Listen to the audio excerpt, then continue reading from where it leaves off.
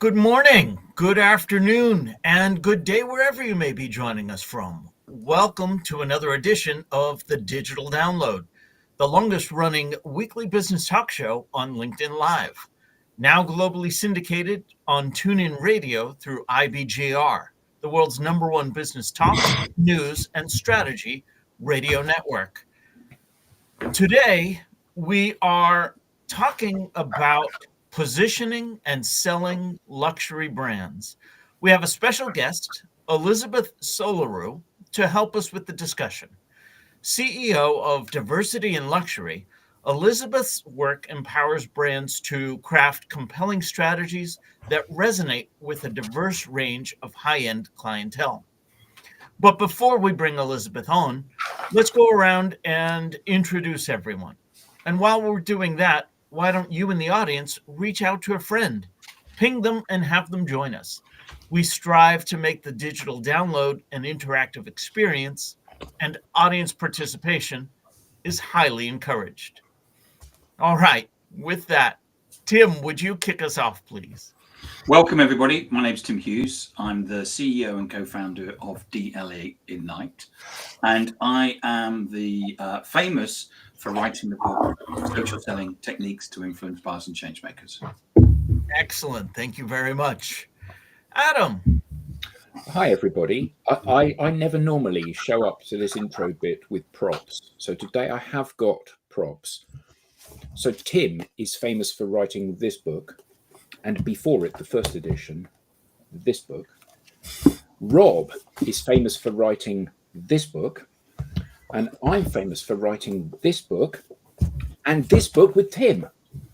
So all things considered, I believe Elizabeth is an author as well. So there are all sorts of. So Bertrand, no pressure. Yeah, you need to write a book, my friend.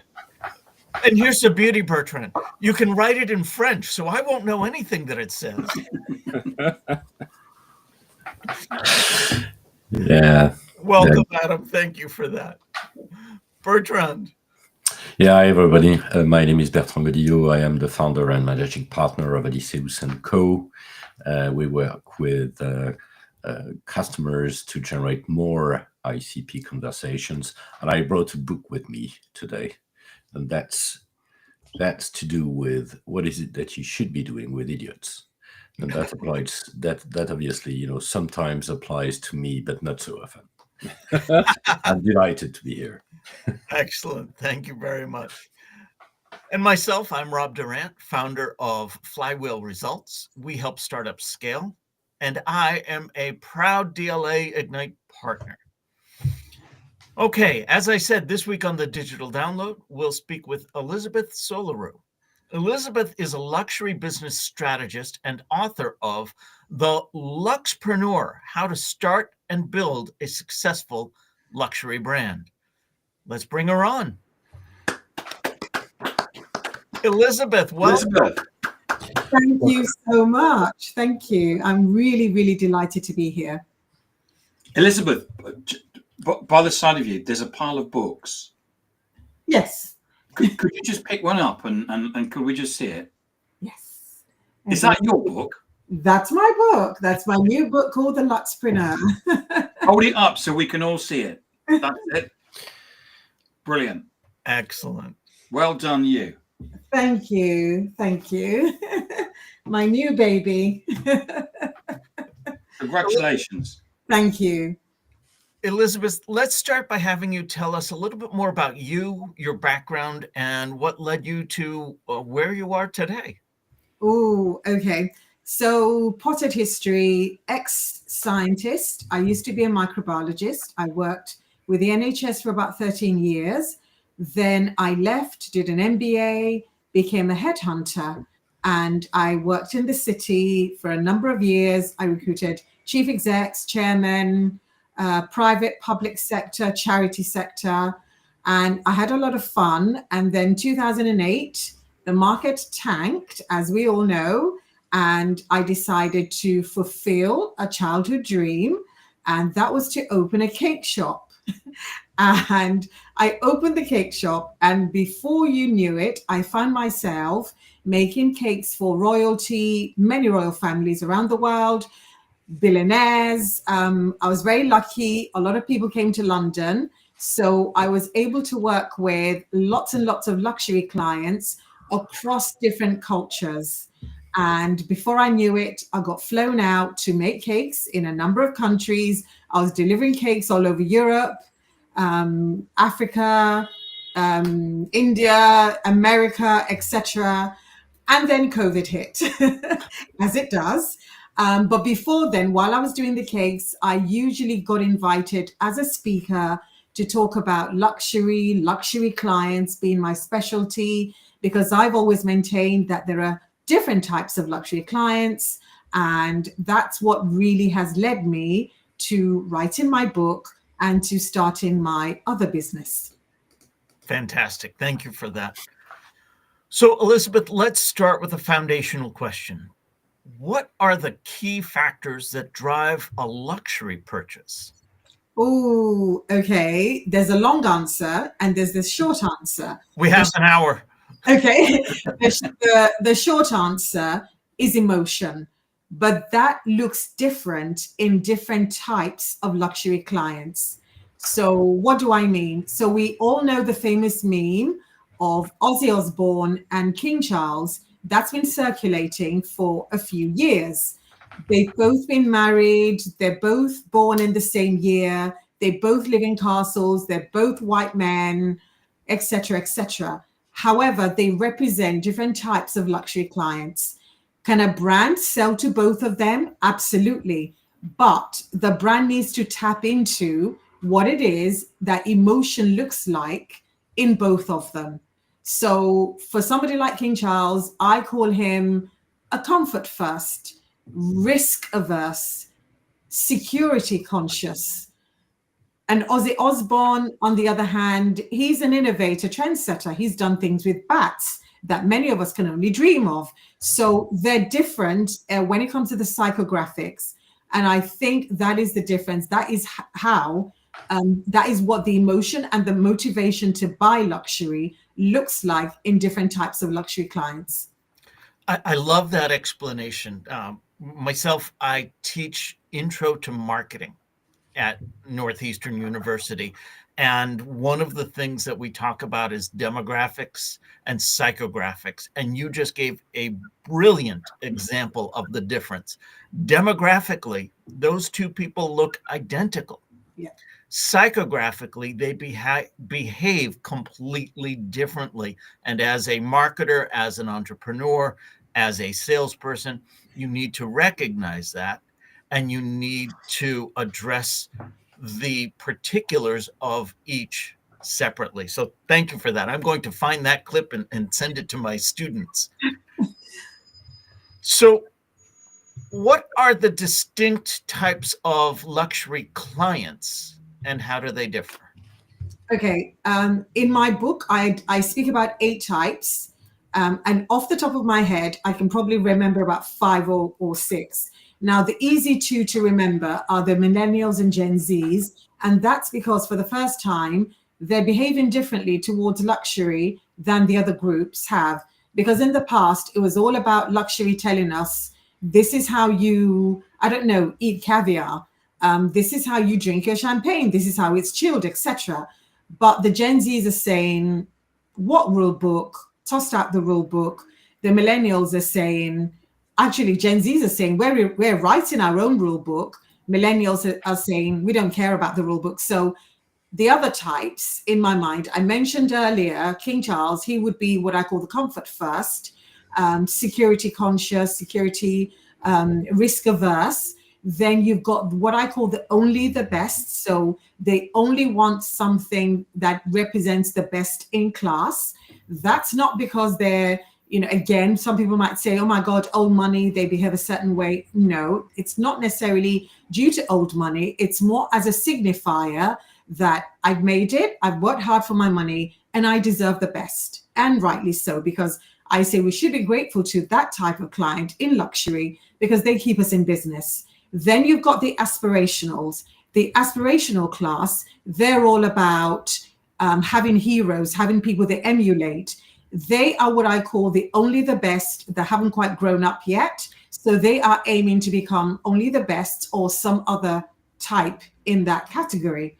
Then you've got another type, who are my favorites actually, because they dictate and determine the culture of luxury to a certain extent. I call them the aesthetes. So it's all to do with how they see things. So it's not necessarily just the fashionistas. You can even have people that do food. It could be music. It could be words. People who organize and see the world via how things look and how things fit into their world. So, and they don't particularly care about labels as such, as long as that label fits into their aesthetic.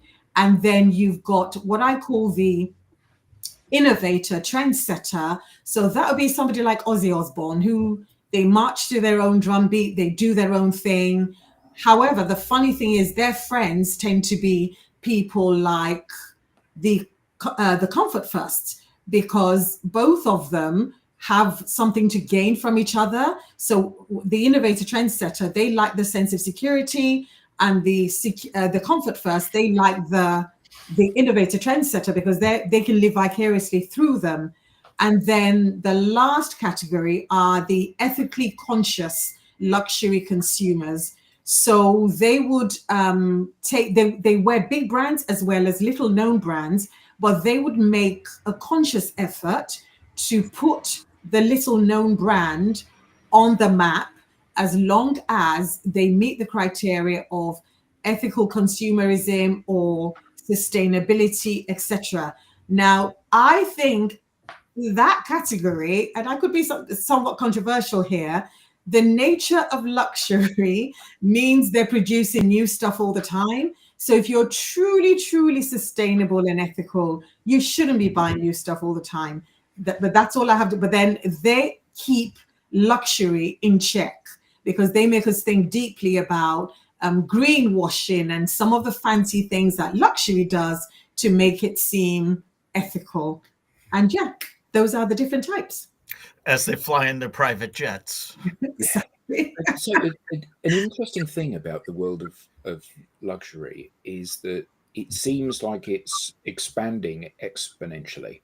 Now, maybe it's driven by social media and my glimpses into your lifestyle of your yacht and your room full of expensive watches or whatever it may be. But it does strike me that there seem to be an awful lot of people spending $1,000 on a sweater, which seems very much at odds with much of what's going on in the world at the moment. So is this a shift? Are we seeing a polarization of spend and acceptance of high quality, high cost items in the marketplace?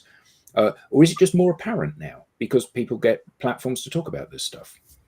The question is a great one because it's a yes and no answer. So if you look at the data, the luxury market apparently is worth $1.4 trillion or pounds.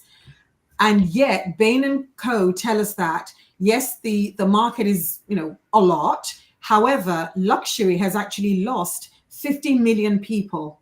50 million consumers have been lost because many are jaded, many don't just want to spend. Many are rethinking, and also luxury brands are failing to deliver. So the quality for some of them is not that great, and yet the prices keep going up and up and up. And to your point, yes, there's a lot more exposure on social media. I know TikTok, for example, there's a luxury TikTok, and it's all about gawping and looking at all these people living these lavish lifestyles. So there's something around things being a bit more apparent or obvious. It's been now brought to our consciousness.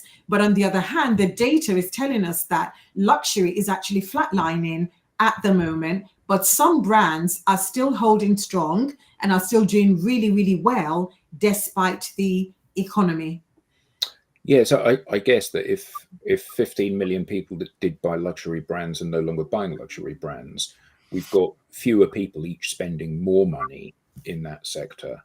And again, you know, we all sort of scroll Instagram or whatever, and often I see pictures of people buying handbags or watches or whatever it may be, where they're spending £30,000 on a. In fact, Tim and I met somebody that had just flown to LA to spend £30,000 on a Kelly bag. And you know, these people have got a wardrobe full of these things in many instances. So they're and I think again, you know, often some of these ultra luxury brands, you only get to come and buy my products if you are already an existing customer and have bought many of my products before. So it seems to be becoming like a very much a gated community almost. That's again another brilliant point. I know the brand you're talking about. They do a Birkin or a Kelly, and this is the folklore or the legend that they've built around their products. So number one, extremely controlled scarcity. So you can't just walk in and get a bag. You've got to be on the waiting list for 2 years. You have an appointed a sales assistant or sales executive that helps you every time, so they know what you like, what you don't like, the colors that you like, etc., etc. And then after 2 years, if they think you've spent enough with them, then they might deign to present a bag, and it might not even be the color or what, but then you've got to snap it up. But people who are buying are not stupid. That's because if you manage to get a handbag and you walk out the store, the value goes up. The value automatically doubles, and then you can go round the back and resell that, give it to a resale person. They will sell it on for you. You get some money, they make some money, and then you can go back and either get a bag straight away or go on the waiting list. So a lot of people are now buying those bags as investments, rightly or wrongly. It's not, the bags are now being treated like art in some cases. Can't open them, got to be in the box, etc., etc., etc. So this particular brand, they literally weathered the storm of the economic difficulty that we're experiencing right now. Having said that, something interesting is happening. A tiny wrinkle, and I think it can become a big tear. 3 people are suing this brand in America because they feel that they have breached some sort of, I don't know if it's antitrust or competition law, and they feel that they shouldn't be controlling their products or making people spend or coercing people to spend before buying their products. So 3 women are now suing this brand for the right to buy a handbag. And that is interesting. Now, people laugh at the lawsuit. However, this is a matter of law. Can these women prove, have they got the receipts? So I think it's going to be interesting because that might open the floodgates to a couple of other things. Mm. So how can a business position themselves to attract the right buyers? Another great question. So in my book, I talk about the 5 pillars of a luxury brand. And the reason I kind of like went into the book was because there are loads of luxury business books written by professors and analysts and experts or people who have worked for really big brands, but there's not really anything written from the perspective of a founder. So if you're like me and you start with £40 and a secondhand mixer, how do you then end up selling to royalty? So I looked at 5 pillars, and I'm not going to bore you with all of them, but central to all the pillars, in my view, is storytelling, perception, and your business model. And I've got craftsmanship, and I've got something else, which I can't remember at this minute. So if you look at storytelling, when people walk into Chanel, nobody tells you that, oh, Coco Chanel was dumped in an orphanage when she was 10 and abandoned by her dad, and she learned to sew, from the nuns, etc., etc. They talk about the fact that she's invented the little black dress. They talk about the fact that the perfume number 5 was a 5th bottle that she smelled, etc. So the story builds and builds and builds, And what that does is actually give people the idea and the sense of building their story, the story of her in their head, whether true or not. So you need to be able to tell your story in such a way that people see themselves in your brand. It's that emotional resonance. If there's no emotional resonance, what's the point? I give the example of a jar of peanut butter in Tesco's. It's a jar of peanut butter. But if you take the same jar and you position it elsewhere, say one of the famous stores in London, and you tell a story of how these peanuts are grown on a special terroir, handpicked by virgins at 5 a.m. and shelled in an exquisite way, and you build and build, and you talk about the jar, and only 100 are going to be produced, etc., etc. Before you know it, you've got a luxury brand. That is, if you tell the story right, and if the product and you can prove that the craftsmanship and the product is excellent. Also, there's something around the business model that you choose. So you may choose to price, because price is a signifier. Just because it's expensive doesn't mean it's luxury. But by the very nature of luxury, the price will be high and very expensive. So again, price. How have you positioned your pricing? Is it on the upper end? Is it in the middle, or is it at the lower end? So again, these are some of the things that a brand needs to have, in my view, to be considered luxury. I'm curious. I would presume many luxury sellers do not come from a background that affords luxury. So how can one think like your ideal client in order to sell to your ideal client? Okay, so in order to think like them, again, I was particularly lucky. I've been exposed to a number of these clients when I was a headhunter, and then when I started selling cakes, which again, the barrier to entry for selling cakes is really low. Anyone can bake. You have a half decent oven, you've got the ingredients, you can bake.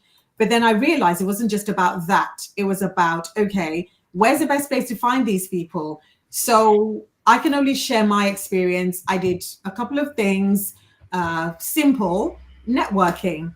So networking is key. Second thing is to read what they read, or go where they go. So read what they read. What do I mean by that?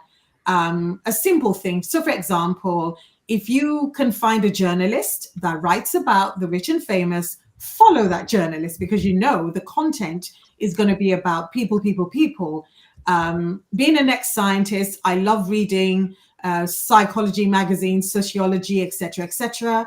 That gives you an idea or a picture of what drives people and how people behave.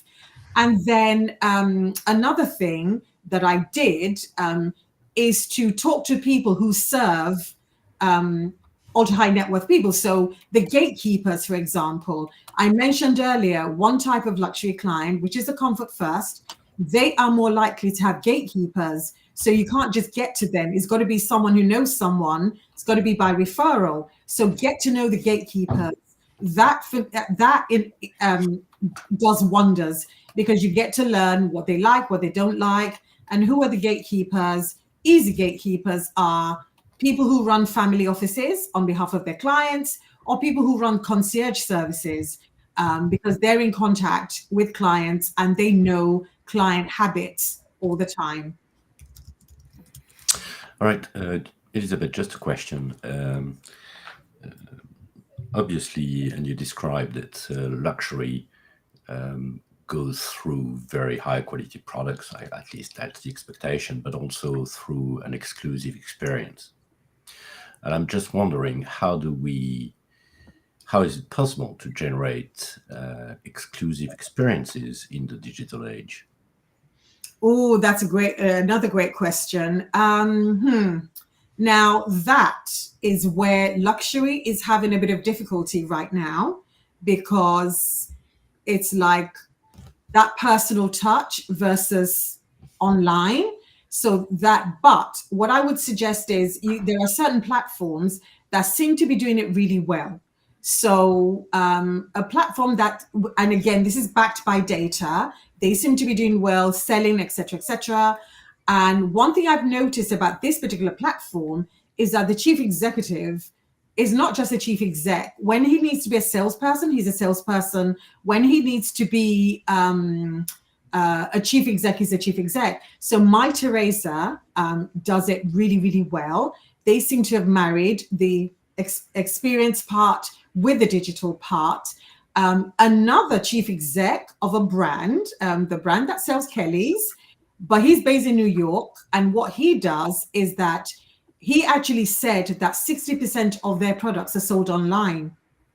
So Hermes does really good online experience. But what he also does is that every Christmas, every weekend, he works in their flagship store in New York. But nobody knows that he's the chief exec because he's just there as a sales assistant. So again, this is why he's able to then talk to clients, feedback, and then have a really good digital platform.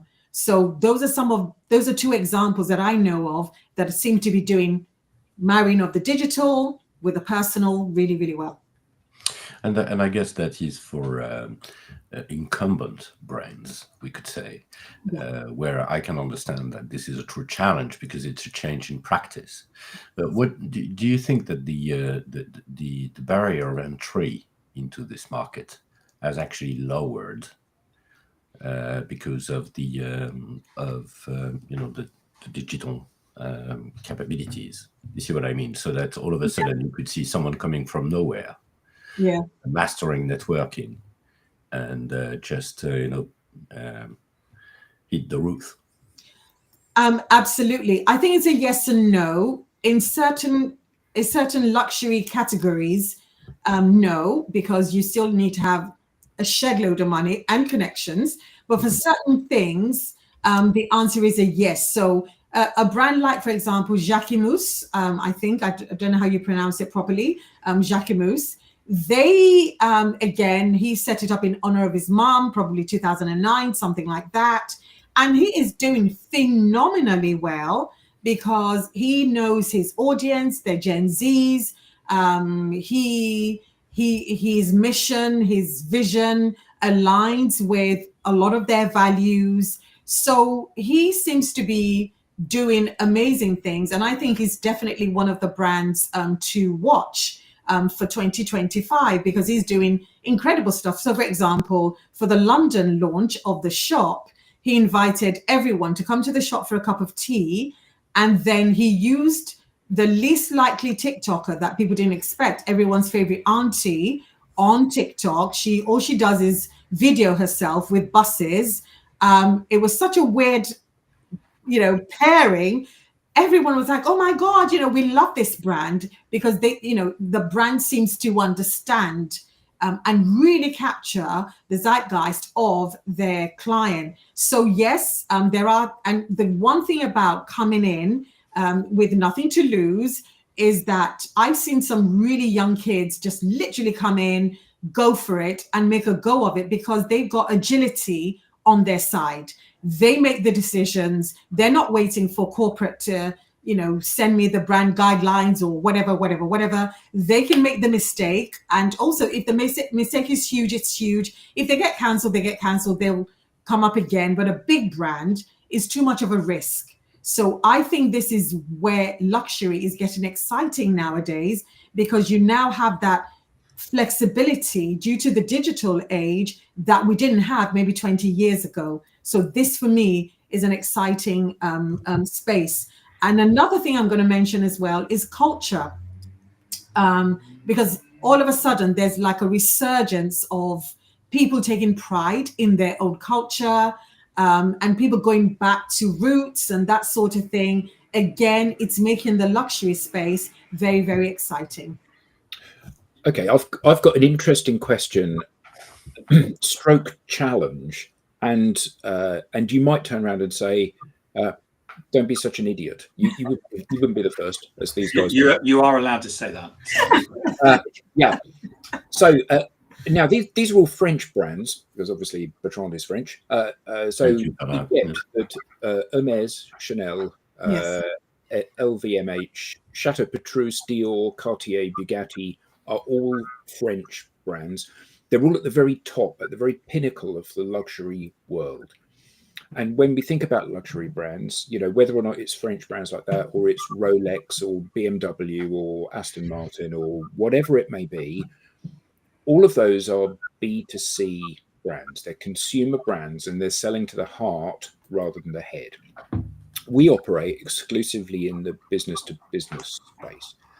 Now, in this space, there are not many brands. Most businesses are fit for purpose. They do a job, and you're selling to somebody's head rather than their heart. There may be some snobbery involved. You know, no one ever gets fired for buying IBM, or I'm going to engage McKinsey as our consultants because they are recognized as being the best. Whether they are or not is irrelevant here. They're recognized as being the best. But none of these B2B operators, us included, has been able to become a luxury business to business brand. So we are really expensive for what we do. We are exceptional value, and we're better than anyone else in the marketplace. And we sell based on the fact that we provide a better return on investment and better results than anyone else that operates in this space. But I still wouldn't say that we consider ourselves to be a luxury brand. So how do we, or any other business in the B2B space, position themselves as a luxury brand where people want to buy from us because we have the right logo, because we are the choice of royalty? Is that a possibility? Is that something that businesses can do? Oh, absolutely. I mean, because when you were talking, I'm reminded of investment houses and banks that don't necessarily they're not B2C, but there are certain investment banks and banks that are B2B, and they're considered luxury. Because when you were talking, I'm thinking, but why not? Why wouldn't you consider yourself luxury? Because if it's about because I think, like you said, you're looking at results. So we deliver results. We're amazing at delivering results, right? But luxury is not just about results. Yes, a handbag's a handbag.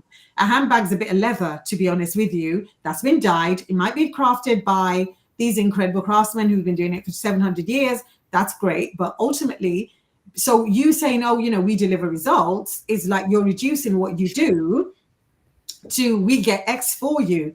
But if you then break it down and look at the process, the hand holding, the telling, the preventing clients from being idiots, or you know, you've got to save them from themselves. There's a lot that goes into it that can be romanticized, that can be a heart thing, that can be deemed as luxury.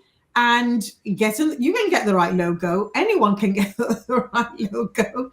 And like I said, it's a story that you tell yourself about your brand. So if you've determined, oh, because we're B2B, we're not luxury, then great. But if you do the logo, the swishy brochure, the getting people to see 10 people before they can see you, the thing is, we're all capable of setting up these processes.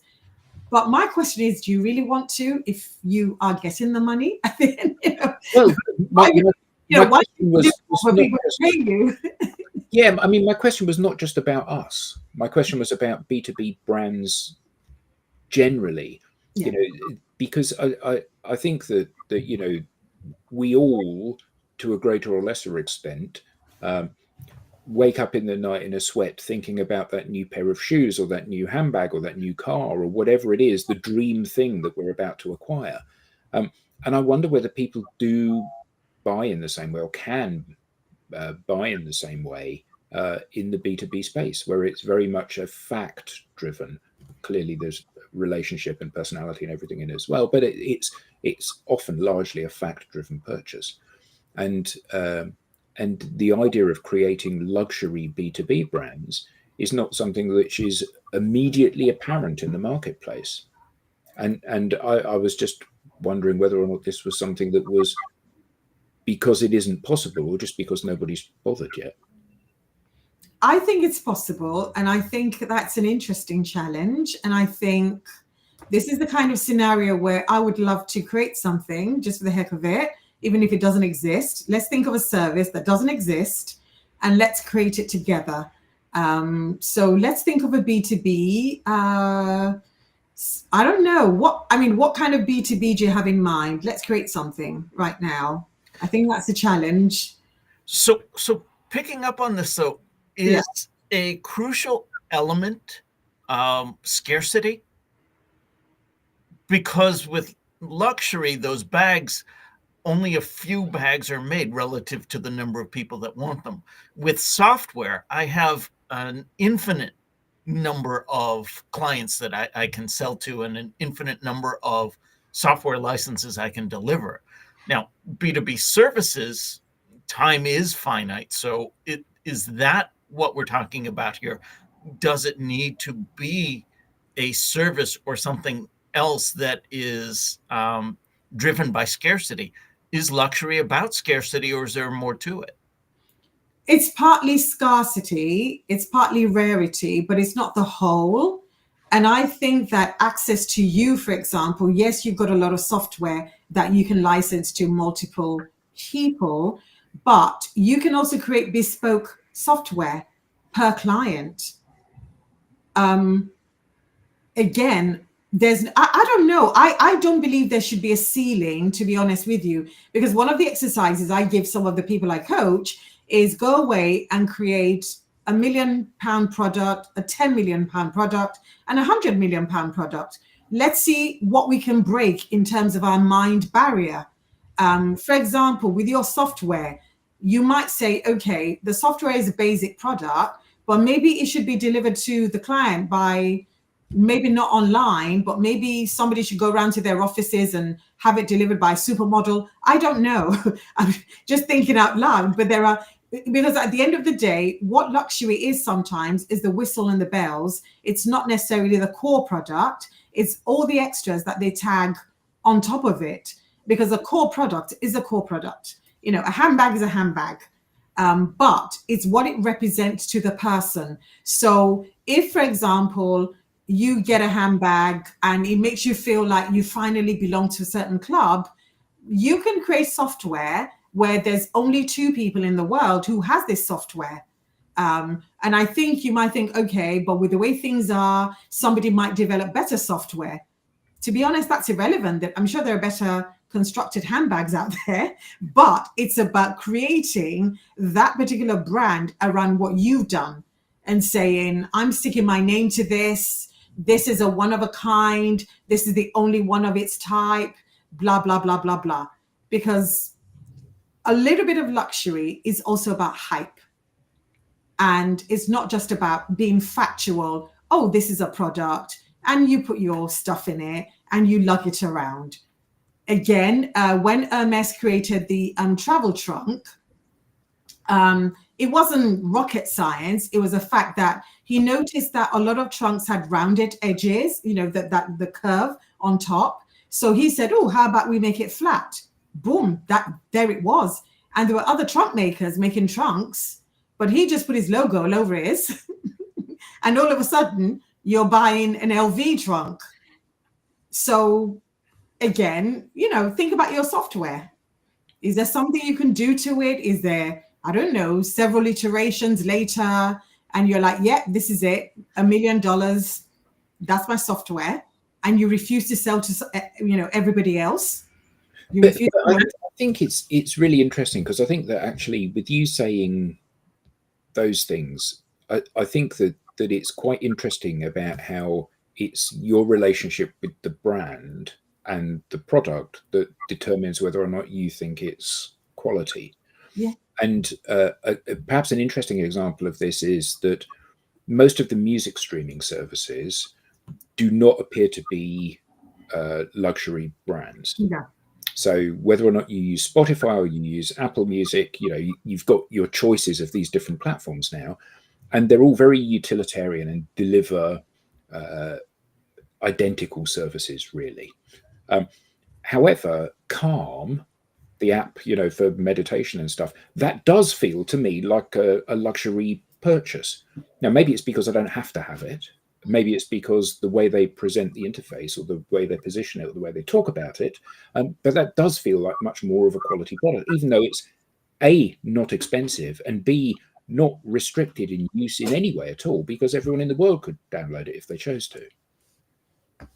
I think you've hit on an amazing point there about luxury being personal. Lots of people have tried over for hundreds of years to try and define luxury. It's a state of ease, state of comfort, blah, blah, blah, blah, blah. It's opulence, it's spending money, it's whatever. But I think once you get into the digital age, or once you get into things that didn't exist before, luxury goods or products or whatever, then it's a bit more difficult to define. So for example, what if you had the Calm app and you had the option of choosing the voice of your favorite actor or actress to read those affirmations to you? Would that be more of a luxury service? Or if you're listening to Spotify and before each track you have the artist who sings on the song saying, this is what I was going through when I wrote this song, this is why I did this, blah, blah, blah, blah, blah. Again, we're talking added value. Will that be more of a luxury product? If you're able to access, and again, this might be possible through AI, who knows? If you're able to access this particular digital twin of this celebrity that has been cloned, obviously licensed, blah, blah, blah. So my point is, I think it's about thinking beyond the very obvious of what we think luxury is as we go more and more and more into products that probably didn't exist way before luxury goods, etc., were created. I think Calm is an interesting one because there's a charge, isn't it? There's an annual charge. So it's not like Facebook where you get it for free. Yeah. And the interesting thing about that was that they went to organizations like American Express, which would be deemed as being more of a luxury credit card. Yeah. So you could get it if you could get it free with a code from American Express. So there was clearly some thought there in the Calm branding department about the type of person that they wanted to use it.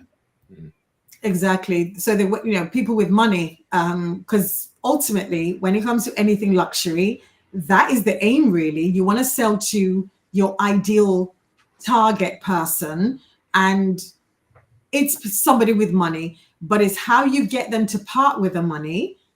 That is the interesting thing, depending on who they are and depending on what's motivating them to buy from you.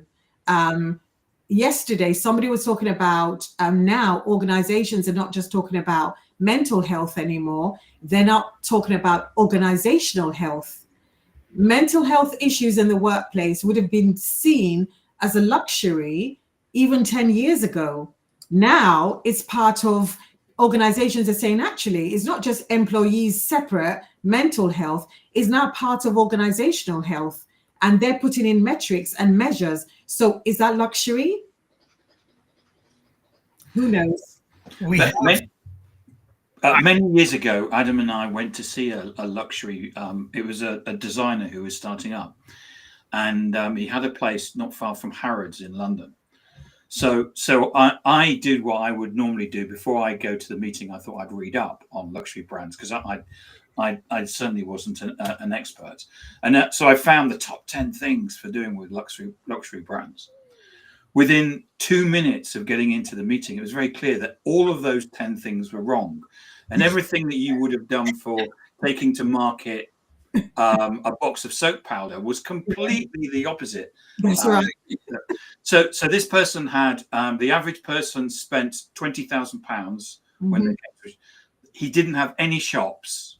It was you had to be referred, and one of his problems was that nobody would refer, not because it was bad, but because what they were expecting was that daughter would go and mum would go, or mum would go and daughter would go. But because the stuff was so exclusive, they would say, I'm not referring anybody because I'm going to be the only person that's going to wear this down at Gail's coffee bar. And that's where we met the person that she spent, what, £30,000? She'd flown first class to get a £30,000 bag and flown first class back again. But when we went there, so you know, we've had some exposure to luxury products, but when we went there, they were talking about some of the clothes they had, and I said, "How much is that?" And it was a T-shirt, a white cotton T-shirt, and it was £250. And Tim and I kind of looked at each other and sort of sniggered and said, "That's a ridiculous amount of money for just a plain white T-shirt." And he said, so Hermes, that, as you know, is like one of the most expensive, highest quality brands there is. He said the quality of this material is so expensive that Hermes cannot afford to buy this. And then he passed the T-shirt to us to feel, and it was just, I have never felt it was just cotton. I've never felt a material like this. It was just breathtaking. And, you know, when you experience that sort of thing, you think, okay, now I see what the difference is. It's like people that say, you know, I can't tell the difference between good wine and expensive and cheap wine. Well, that's because you've not ever had good wine. Yeah. And if you do, everybody can tell the difference, whether you're a connoisseur or not. I love that. You've used the word experience. And I think that is a really crucial thing when it comes to luxury buyers, because the experience of something, once they've bought a certain brand or they've fallen in love with a certain brand, it's difficult for them to go back and not be with that brand. So again, it's about the experience, the brand loyalty that creates, and that really emotional resonance. So I'm sure you're talking about that T-shirt, and it's one that you've never forgotten, and is an experience that's been very, very memorable. And that's one thing I say all the time. It's not a matter of, oh, that was expensive and you walked away, but you felt it and it was like, wow, now I get it. So that experience is absolutely crucial to luxury. He had there was a pashmina scarf that he had, which and it was £1,000. Yeah, for a scarf. Yeah. And I said to him, "Oh, I bet this is made from sustainable material." He said, "No, we actually make it from an animal which is endangered." Which goes back to your point earlier on, which is that sometimes it's about sustainability and sometimes it's not. Yeah, absolutely. And by the way, that rings a bell now. So well, you've got one. What are the biggest challenges that luxury brand need to overcome today, from your perspective, Elizabeth? Oh, okay. No, there plenty. That might be one. The main one is around credibility and authenticity. So if you are producing with no thought or no care, and you're moving away from your own values, because you're saying, okay, we're exclusive and we're this and that. I mean, you mentioned earlier, for example, the guy said, oh, even this cotton is too expensive for Hermes, right? Now, everyone expects that the highest quality, that this is that, the other. And then you discover that's not quite the case. So there are credibility issues cropping up for a number. All you have to do is go to certain forums online, and you have very dissatisfied customers saying, I bought this, money's going up, but the quality is shocking for what it is. You know, why am I buying this logo? And people begin to question. That is a massive thing that they need to overcome. Another thing that luxury brands need to overcome right now is retaining, and this is a really tricky thing, retaining the clients with money, so boomers, Gen X's, while at the same time trying to appeal to the Gen Zs and the millennials, because some brands have done themselves a disservice by ignoring the older demographics and they're running after the younger and they're getting it badly wrong. It's like saying, hello, kids, I'm cool too. No, you don't do that. Yeah, exactly. You don't do that. So I think that is a challenge as well, because in the workplace right now, according to studies, there are 5 generations in a workplace. So that makes the workplace very interesting. And it makes brands also very jittery, because they're thinking, okay, what do we do for the best? But the cool brands, the brands that Gen Zs actually love, are using older people in their advertising or promotion, etc. So it's all about getting the balance right. So I would say credibility, appealing to a number of generations, and also things around ethics and sustainability, if I can say so, small, ethics and sustainability, because some of the practices are shocking. The Italian police raided a factory that made handbags from a certain brand, found slave labor, found that the bags were made for, I don't know, a few dollars compared to the thousands it was sold for. So those are some of the challenges that they need. And also you've also got the flatlining of luxury as well. So they need to sell more to maintain position, but at the same time be mindful of the economic reality of a number of people.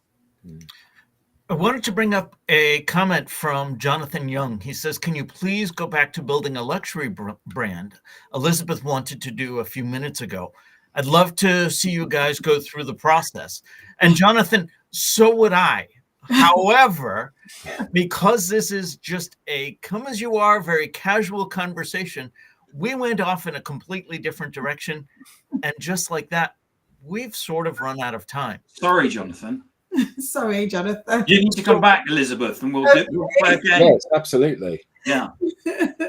Along those lines, Elizabeth, this has been great. How can people learn more? Where can they get in touch with you?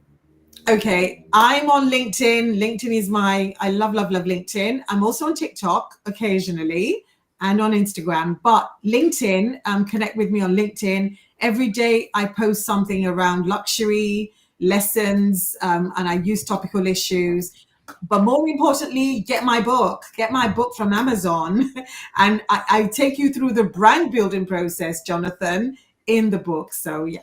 Hold one of your books up, Elizabeth, okay, so we can see it. Thank you. There we go. Excellent. Thank you. Thank you. We now have a newsletter. Don't miss an episode. Get show highlights, beyond the show insights, and reminders of upcoming episodes. You can scan the QR code on screen or visit us at digitaldownload.live/newsletter. On behalf of the panelists, to our guest, Elizabeth, to our audience, thank you all for being an active part in today's digital download, and we'll see you next time. Bye everybody.